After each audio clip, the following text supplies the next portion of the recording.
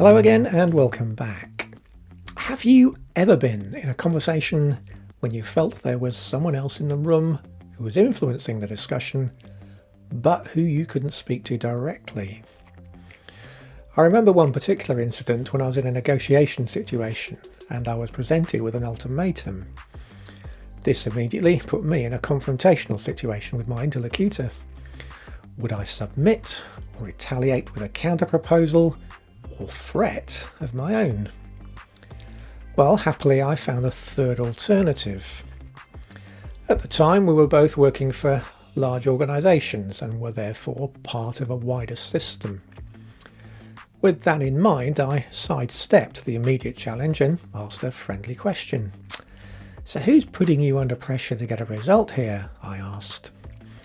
It was utterly disarming and changed the tenor of the moment.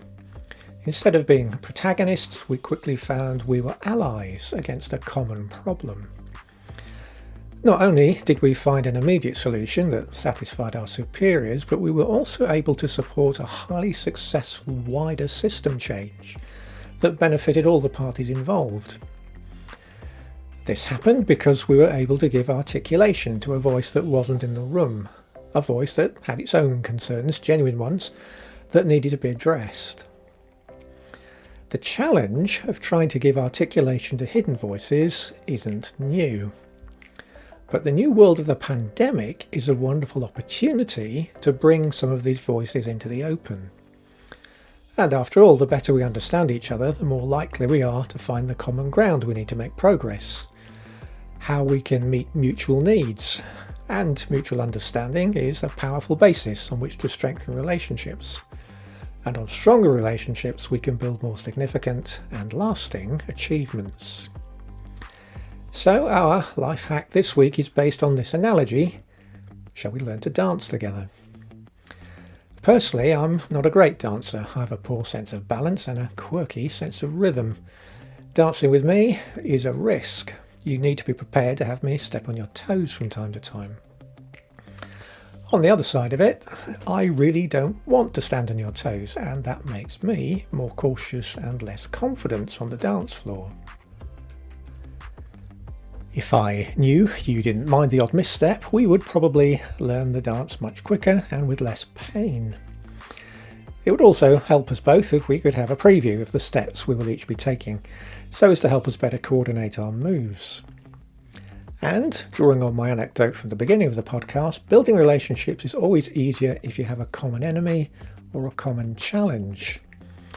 And since our common enemy today is a global virus, it's perfectly natural for us to talk about how we're responding to it. So why not aim this week to have some enlightening conversations with team members, clients and customers? Compare notes around questions such as these. What are you finding challenging at the moment? What do you need me to be doing differently? What are you most concerned about? How would you like the world to be in 4 months' time? And realistically, what do you think it will be like?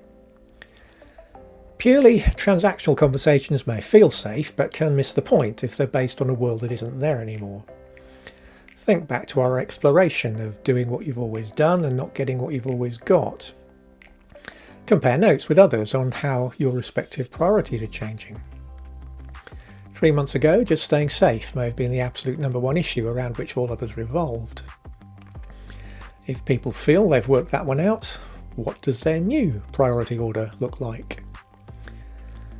This thought takes us nicely into our next subject, but for now, why not take the opportunity in the following week to give articulation to some hidden voices and decide what dance steps you need to revisit. Until next time.